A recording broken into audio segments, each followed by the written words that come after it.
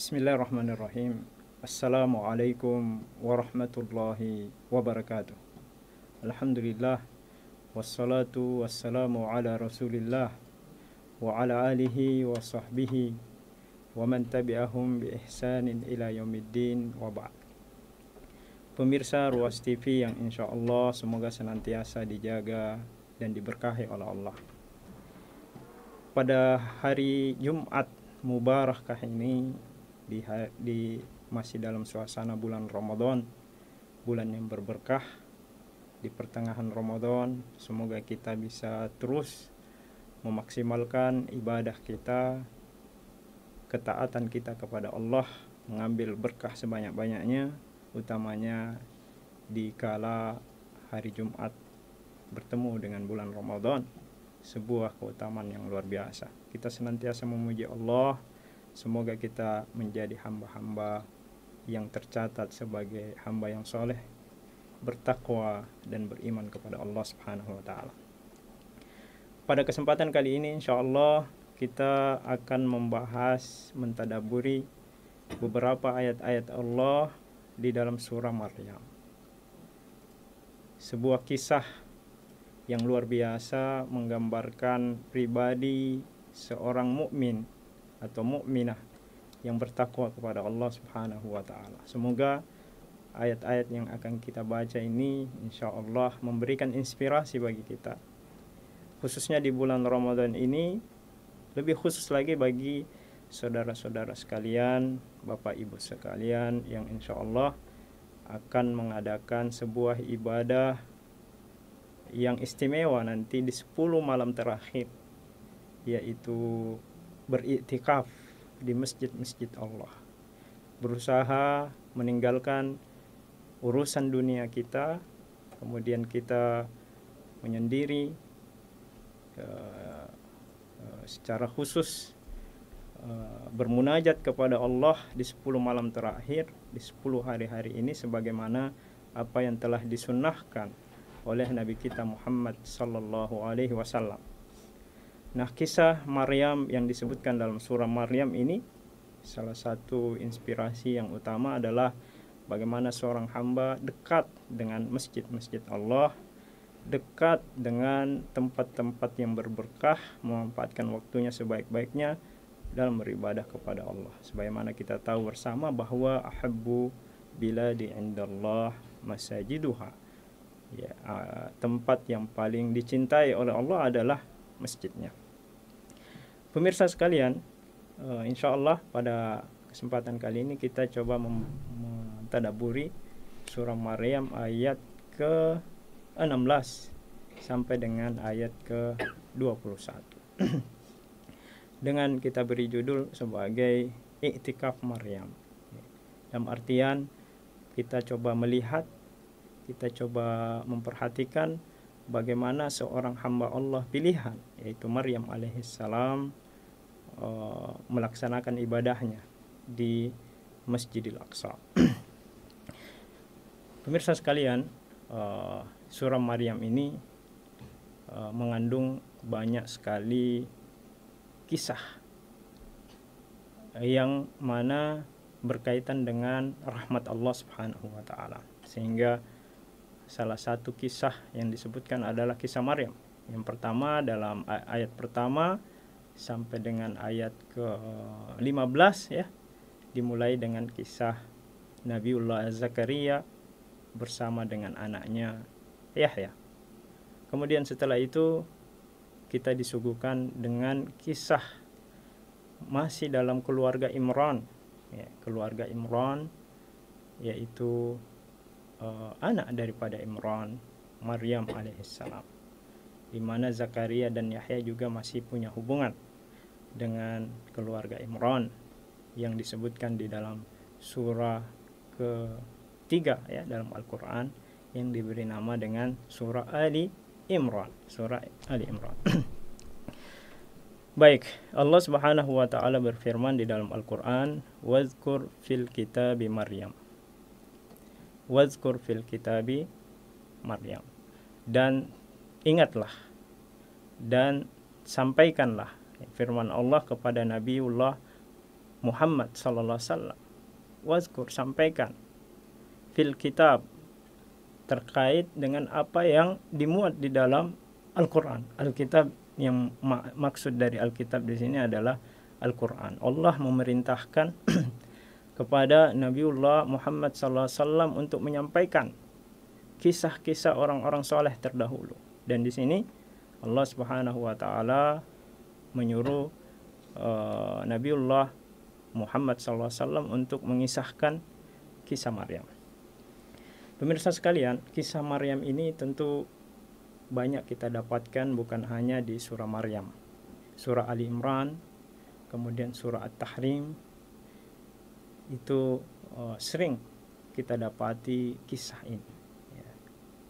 Bahkan nama Maryam, ya, nama Maryam sekali lagi adalah nama yang sering disebutkan di dalam Al-Quran. Kalau kita jumlahkan, setidaknya kita akan mendapatkan sebanyak 33 kali disebutkan. Bahkan ulama tafsir mengatakan bahwa tidak ada nama yang disebutkan secara langsung dari kalangan wanita di dalam Al-Quran kecuali nama Maryam. Ya. Adapun wanita-wanita lain, wanita-wanita soleh yang disebutkan di dalam Al-Quran tidak langsung menyebutkan namanya. Misalkan Imra'ah Fir'aun, ya, Imra'ah Fir'aun, Asia, tidak disebutkan nama lengkapnya, tetapi disebutkan inisialnya saja, yaitu istrinya Fir'aun. Imrata Imran, istrinya Imran. Ummu Musa, ibunya Musa, dan lain sebagainya. Adapun Maryam, ya, Maryam alaihissalam langsung disebutkan namanya. Ini sekaligus menunjukkan keutamaan beliau. Sebelum kita melangkah pada ayat ke-15 dan ayat ke-16 ini, kisah Maryam alaihissalam, utamanya ketika beliau bertahanus, ya, ketika beliau memfokuskan diri beribadah kepada Allah Subhanahu wa taala, kita tentu perlu memahami bahwa Maryam alaihissalam adalah wanita mulia yang banyak dipuji, ya, dipuji di dalam Al-Quran. Di antaranya adalah ketika Allah Subhanahu wa taala mengatakan idz qalat malaikah innallaha astafaki wa tahharaki wastafaki minan nisa.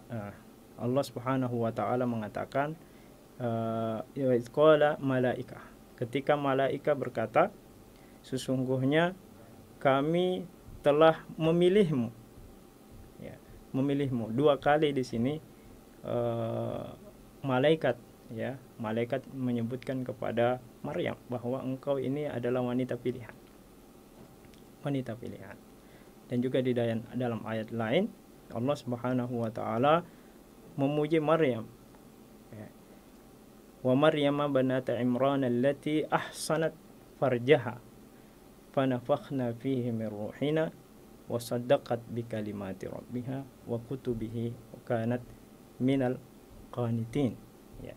Di sini Allah Subhanahu wa taala menyebutkan sifat-sifat Maryam, bahwasanya beliau itu adalah wanita yang menjaga kehormatannya, menjaga iffahnya, termasuk orang yang siddiq, ya, siddiqah, yang membenarkan kalimat-kalimat Allah, dan termasuk orang-orang yang selalu taat, ya.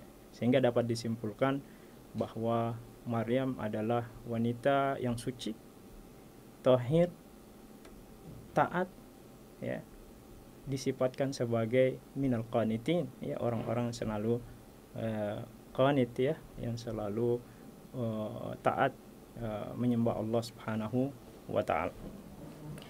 Pemirsa sekalian, pemirsa Ruas TV yang insyaallah semoga dirahmati dan diberkahi oleh Allah Subhanahu wa taala.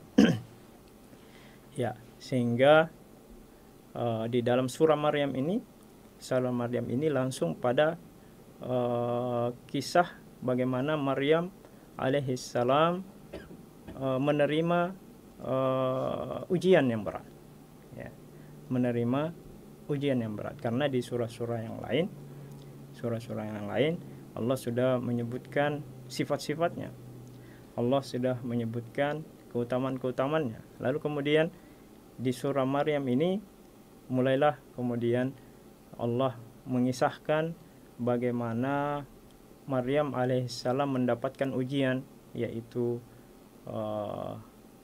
di mana datangnya malaikat Jibril datang membawa kabar dari Tuhannya bahwasanya Maryam akan ditiupkan ruh, ya, ditiupkan ruh yang kemudian dengannya akan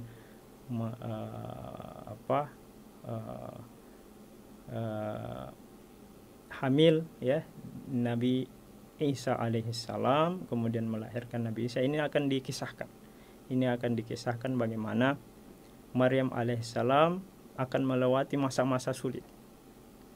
Masa-masa sulit tersebut ketika beliau sedang mengandung Isa alaihissalam tanpa pernah menikah, ya, tanpa pernah disentuh oleh lelaki manapun.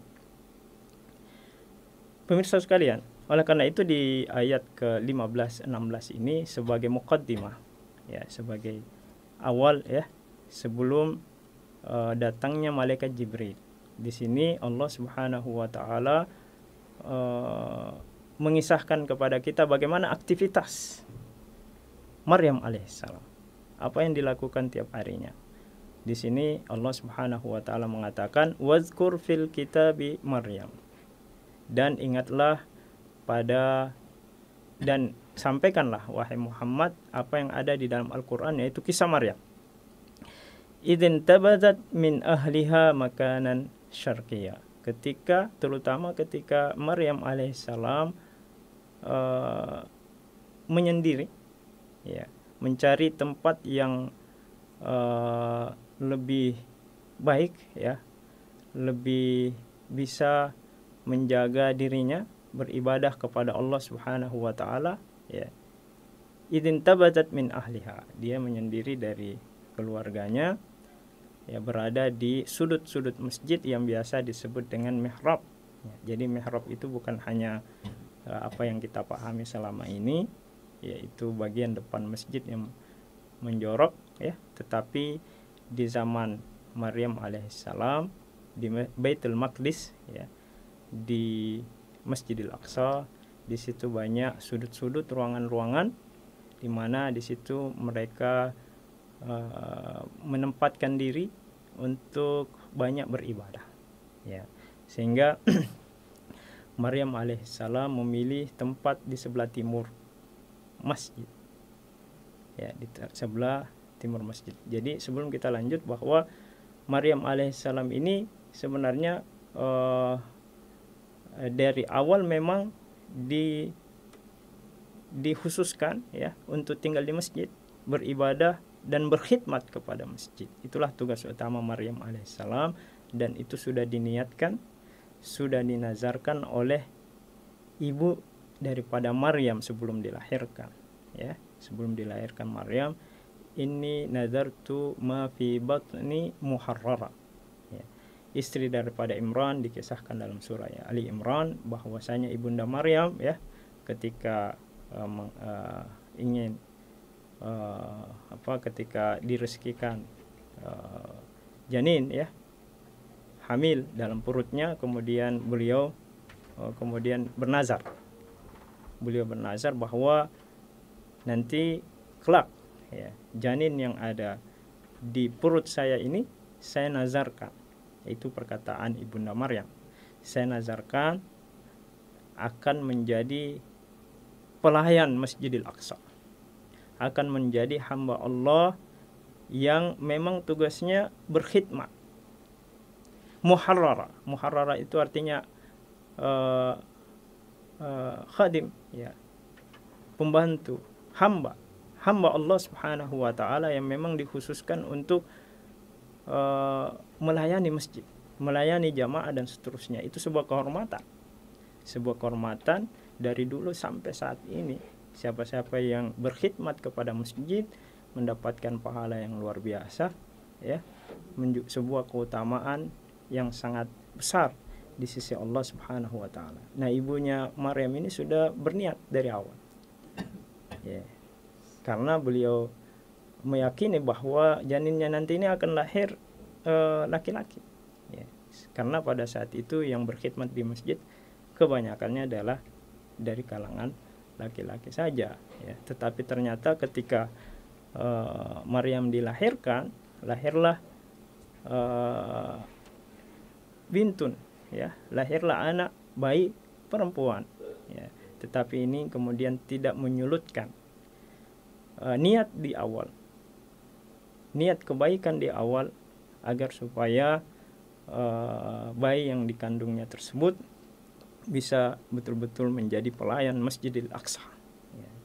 Subhanallah, Masjidil Aqsa tentu kita tahu bersama adalah kota suci, masjid tanah suci di antara tempat yang berberkah, ya, setelah Mekah dan Madinah. Disitulah tempatnya Rasulullah mengadakan Isra dan Mi'raj, menerima perintah sholat. Di Masjidil Aqsa inilah kemudian hidup dan tinggal para nabi-nabi Allah, khususnya di kalangan Bani Israel. Di sanalah keluarga Ali Imran tadi, Ali Imran yang dikisahkan dalam surah ketiga tinggal, ya, kemudian mengabdi, kemudian menjalankan kehidupannya. Begitu pula nabi-nabi Allah yang lain, ya. Nabi Ibrahim alaihissalam juga termasuk orang yang tinggal di Masjidil Aqsa. Masjidil Aqsa ini adalah kota suci yang terus, ya, perlu kita jaga bersama, sebagaimana kita tahu bersama saat ini, bahkan di saat-saat Ramadan, ya, kaum Yahudi Zionis, ya, selalu saja mengganggu saudara-saudara kita di sana. Terkhusus Ramadan, ketika kaum muslimin ingin mengkhususkan dirinya beribadah, mengadakan takarrub ilallah, berkhalwat kepada Allah di kota suci, di Masjidil Aqsa tersebut. Tetapi lagi-lagi penjajah Zionis, ya, terus melancarkan gangguannya, serangannya, khususnya di bulan Ramadan ini. Semoga kita doakan di hari yang berberkah ini, di bulan yang berberkah ini, supaya saudara-saudara kita kaum muslimin di Masjidil Aqsa bisa mendapatkan keselamatan dan ketenangan dalam beribadah, dan semoga diberikan pertolongan dari Allah Subhanahu wa taala. Pemirsa Ruas TV sekalian yang insya Allah semoga diberkahi oleh Allah, sehingga di kedua ayat pertama yang kita bahas, ayat ke-16 17, di sini sebagai muqaddimah, ya, sebelum masuk kepada datangnya Jibril untuk memberikan kabar gembira berupa diutusnya Nabi Isa yang kemudian akan dikandung oleh Maryam. Di sini dikisahkan bagaimana Maryam itu memilih tempat di sebelah kiri, di sebelah timur masjid. Ya, disitulah kemudian disebut sebagai mihrabnya Maryam, ya, tempatnya beribadah dan memanjatkan doa-doa, ya, zikir kepada Allah Subhanahu wa taala. Fattakhadat min dunihim hijaban. Fattakhadat min dunihim hijaban. Lalu kemudian Maryam alaihissalam membuat sitar, ya, hijab, agar kemudian dia bisa lebih tenang lagi beribadah kepada Allah, khususnya dari menghalangi pandangan, ya, bagi kaum laki-laki, misalkan orang-orang non mahram, ya, yang melihat, walaupun tentu kita tahu bahwa Maryam alaihissalam adalah hamba Allah yang kemudian menjaga auratnya, ya, menjaga auratnya, menutup auratnya. Lalu kemudian ditambah lagi beliau berdiam di masjid, dan tidak sampai di situ, beliau berupaya menutup hijab, ya, menutup tempatnya, menutup kamarnya, menutup mihrabnya, ya, dengan hijab, dengan hijab agar tidak bisa terlihat langsung dan dia bisa tenang beribadah kepada Allah Subhanahu wa taala. Pelajaran penting yang bisa kita ambil di sini bahwasanya berdiam diri di masjid ya, atau tinggal di masjid itu sudah merupakan ibadah yang sudah pernah ada sebelum datangnya Rasulullah SAW. Memang betul bahwa Nabi kita Muhammad SAW mensyariatkan kita i'tikaf di masjid, khususnya di akhir bulan Ramadan ya, khususnya di 10 akhir bulan Ramadan. Kita coba meninggalkan huru-hara kehidupan dunia kita, segala urusan kita kesampingkan dahulu, kita khususkan waktu itu ya untuk mendekatkan diri kepada Allah Subhanahu wa taala. Nah, Maryam ini ya bukan hanya 10 hari, 30 hari, beliau sudah menazarkan memang orang tuanya. Orang tuanya dari awal ibundanya sudah menazarkan bahwa Maryam ini nanti tempatnya di masjid. Tempatnya di masjid, berkhidmat di masjid, dan beliau memilih tempat di sebelah timur. Di sebelah timur tempat matahari terbit ya. Sebagian ahli tafsir menafsirkan bahwa pemilihan itu adalah supaya beliau bisa lebih banyak bertafakur kepada Allah, melihat matahari terbit dan seterusnya ya. Intinya bahwa tempat itu adalah tempat menyendiri di mana beliau lebih khusus ya. Di samping tugasnya memang untuk khidmat kepada masjid, beliau Maryam alaihissalam memilih tempat khusus di mana nantinya dia bisa beribadah dengan tenang. Ya, ini menunjukkan bahwa kita yang nantinya ingin i'tikaf di masjid Allah Subhanahu wa taala ya, hendaknya berupaya maksimal dalam i'tikaf kita. Ya, berupaya maksimal berdiam diri ke masjid, menghilangkan dulu atau memutuskan dulu perkara-perkara duniawi kita agar kita bisa maksimal.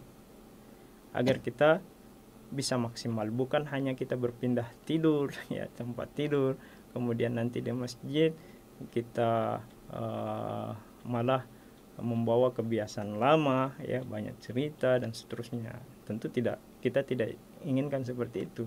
Syariat kita i'tikaf di masjid tentu ya agar kita betul-betul mencari waktu kita lebih dekat kepada Allah Subhanahu wa taala. Dan itu yang dilakukan umat terdahulu ya. Umat terdahulu ketika ingin beribadah kepada Allah, mereka menyendiri dan mencari tempat khusus. Bahkan Nabi kita Muhammad SAW kita tahu sebelum turunnya syariat, beliau sudah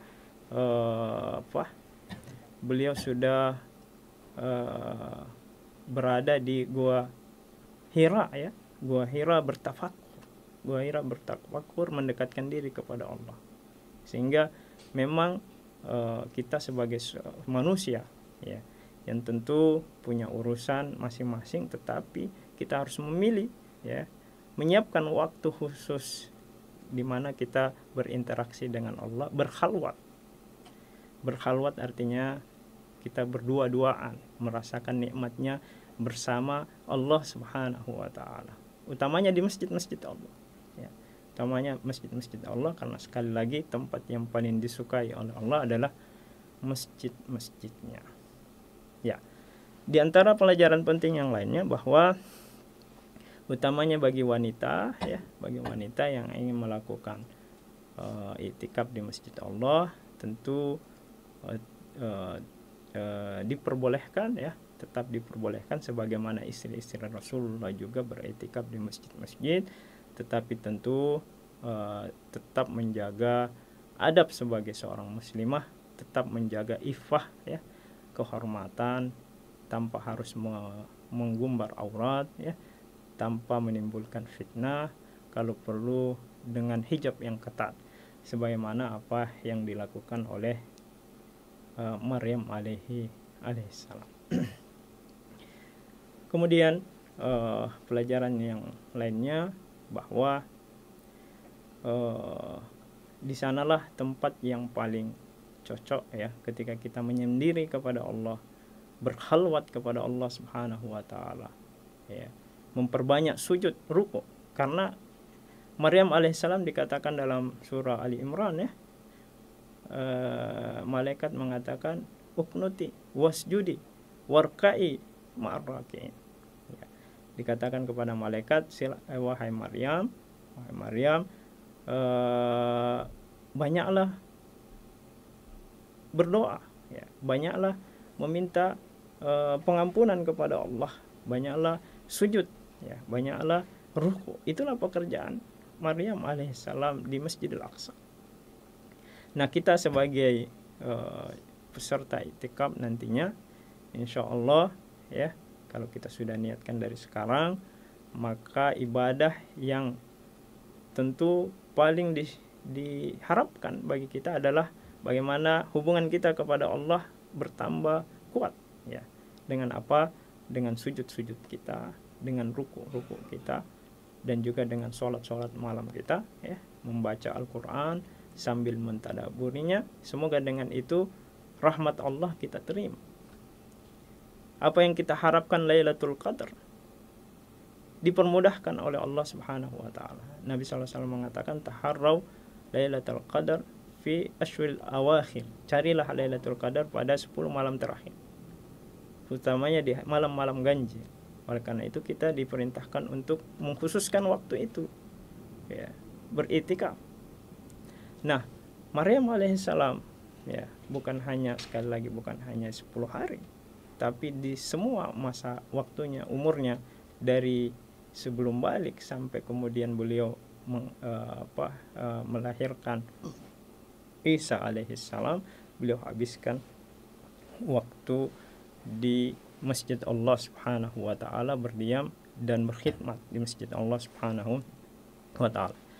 Kemudian di sini, ya, fa arsalna ilaiha ruhana fatamassala laha basharan sawiyya. Maka kami, kata Allah, mengutus rasul kami, yaitu ruhana, yaitu malaikat Jibril, sebagaimana yang dikatakan oleh ulama tafsir. Maksud dari ruh di sini adalah malaikat Jibril. Fatamassala laha basharan sawiyya, di mana malaikat Jibril datang dalam bentuk laki-laki yang sempurna. Tentu seorang Maryam yang sangat menjaga dirinya, ya, sangat menjaga kehormatannya, iffahnya, sangat menjaga auratnya, ya. Datang laki-laki yang asing tiba-tiba berada di hadapannya, berada di tempat penyendiriannya. Qalat inni a'udzu birrahmani minka in kunta taqiya. Secara spontan Maryam kemudian meminta pertolongan kepada Allah, ya, minta pertolongan kepada Allah. Inni a'udzu birrahmani, sungguh saya mohon pertolongan kepada Ar-Rahman, Allah yang Maha Pengasih, minka, dari engkau, ya, karena tiba-tiba saja ada malaikat datang dalam wujud laki-laki. In kunta taqiya, kalau memang engkau adalah orang yang bertakwa. Nah, di sini kata ulama kita, tanda bahwa bagaimana Maryam memang adalah wanita yang suci, menjaga kesuciannya, ya. Sehingga ketika ada laki-laki asing yang datang, beliau langsung meminta pertolongan kepada Allah, ya, sekaligus menunjukkan kepada kita bahwa pelajaran yang penting bagi kita semua ketika mendapatkan masalah, ketika mendapatkan hal-hal yang mengkhawatirkan, yang paling pertama yang patut kita ucapkan adalah perlindungan kepada Allah sebelum meminta perlindungan kepada yang lain-lainnya. Di sini Maryam tidak langsung teriak minta pertolongan kepada orang lain di saat persendiriannya tersebut, tetapi selalu mengutamakan pertolongan kepada Allah dengan tawakal yang tinggi, ya, dengan keimanan yang tinggi bahwa Allah akan mendatangkan pertolongannya, karena beliau sudah punya ikatan erat hubungan kepada Allah Subhanahu wa taala.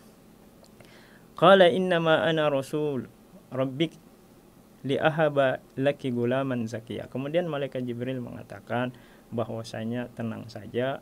Qala innama ana, sesungguhnya saya ini rasulun, utusan, rabbik, utusan dari Tuhanmu, li ahaba laki gulaman zakiya, yang mana saya diperintahkan oleh Allah Subhanahu wa taala untuk memberikanmu, menghadiahkanmu gulaman, ya, anak laki-laki yang suci.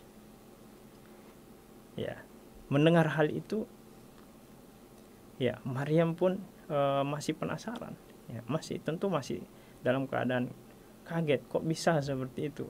Qalat anna yakunu li gulamun walam yamsasni bashar walam aku bagiya. Berkatalah Maryam kepada orang asing tersebut, anna yakunu li gulam, bagaimana mungkin saya ini memiliki anak, falam yamsasni bashar, padahal saya ini kan tidak pernah disentuh oleh manusia. Ya. Artinya bagaimana mungkin saya punya anak sedangkan saya belum pernah menikah, ya, belum pernah melakukan pernikahan, atau waliyazubillah walam akun bagiya, dan saya juga bukan orang yang murahan, ya, yang melakukan perbuatan zina. Ya, tentu untuk mendapatkan anak itu ada dua pintunya, pintu kebaikan atau pintu keburukan. Pintu kebaikan dengan pernikahan, pintu keburukan dengan perzinahan. Ya, di sini Maryam mengatakan, ya, menjawab, ya, merespon perkataan Jibril alaihissalam yang ingin menghadiahkan anak kepada Maryam. Beliau mengatakan, bagaimana mungkin itu terjadi? Bukankah saya ini tidak pernah menikah, belum pernah disentuh, dan apalagi berbuat zina, waliyasubillah. Ya, tentu tidak, ya, karena kita tahu bersama Maryam adalah wanita suci yang selalu menjaga kehormatannya. Qala kadzalika qala rabbuki huwa alayya hayyin walinaj'alahu ayatan lin-nasi wa rahmatan minna wa kana amran maqdiya. Kemudian malaikat Jibril menjelaskan, ya, atau menjawab pertanyaan Maryam bahwa demikianlah, ya, qala kadzalika qala rabbuki, demikianlah perintah Tuhanmu, perkataan Tuhanmu. Allah mengatakan qala rabbuki huwa alayya hayyin. Ya, Allah mengatakan bahwa apapun bagi Allah itu mudah. Ya, walaupun tidak pernah disentuh oleh laki-laki, ya, walaupun bukan wanita sembarangan, tapi bagi Allah itu mudah, ya, bukan hal yang susah. Sebagaimana Allah sampaikan kepada Nabi Zakaria, qala rabbuka huwa alayya hayyin, sungguh hal itu hal mudah bagi Allah. Apapun yang Allah inginkan hanya dengan kalimat kun fayakun, maka bisa terjadi.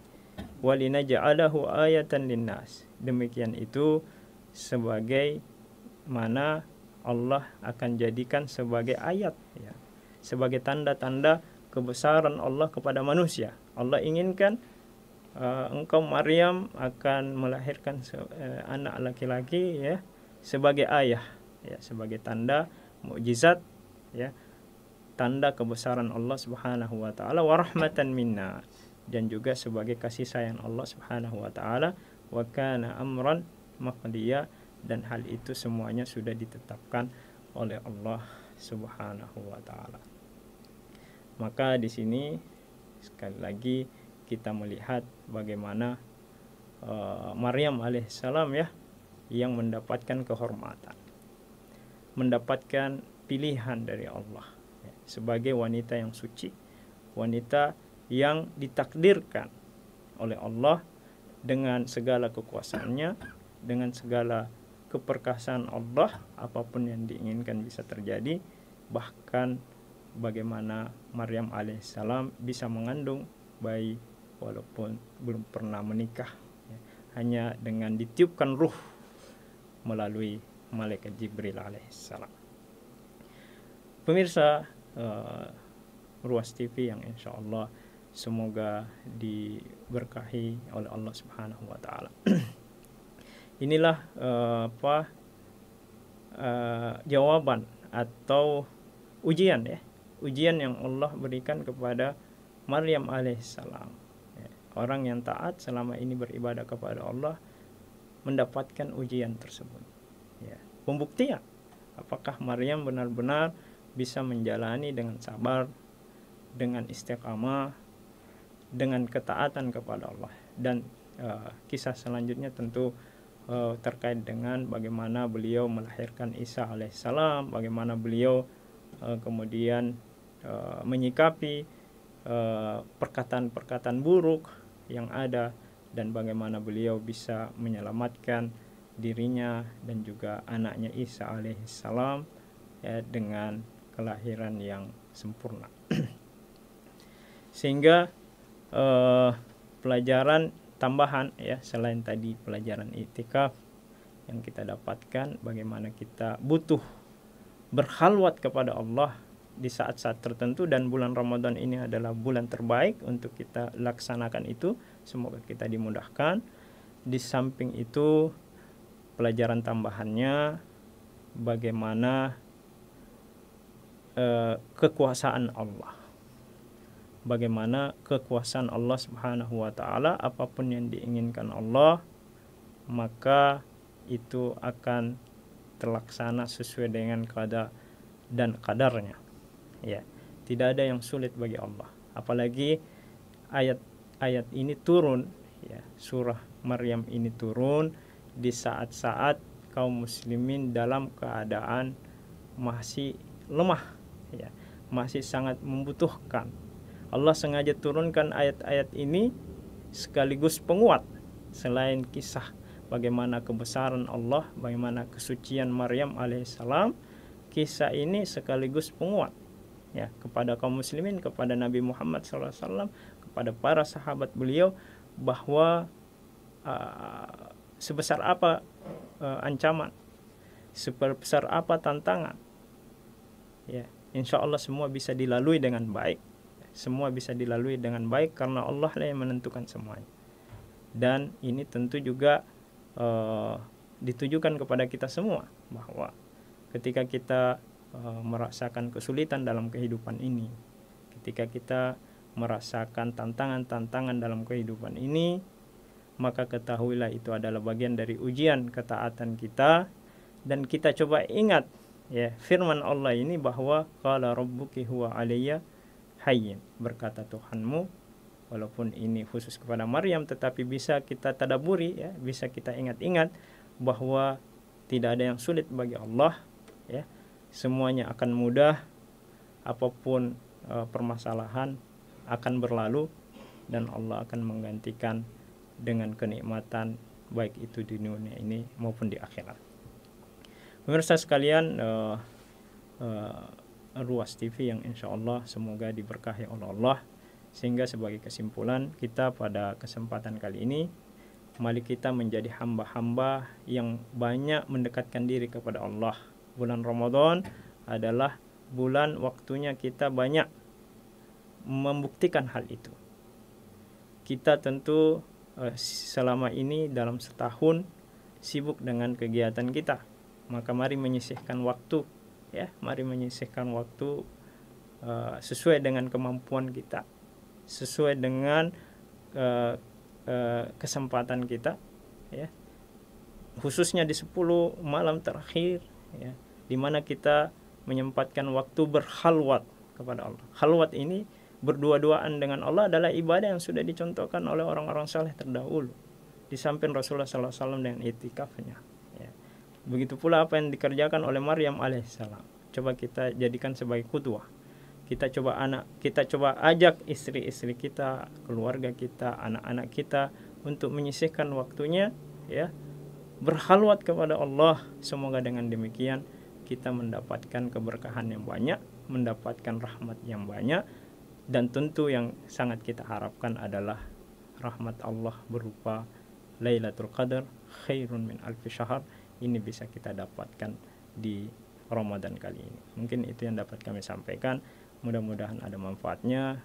Subhanakallahumma bihamdik, asyhadu an la ilaha illa anta, astaghfiruka wa atubu ilaik. Sallallahu ala nabiyina Muhammad wa ala alihi wa sahbihi wasallam. Wa akhiru da'wana alhamdulillahi rabbil alamin. Wassalamualaikum warahmatullahi wabarakatuh.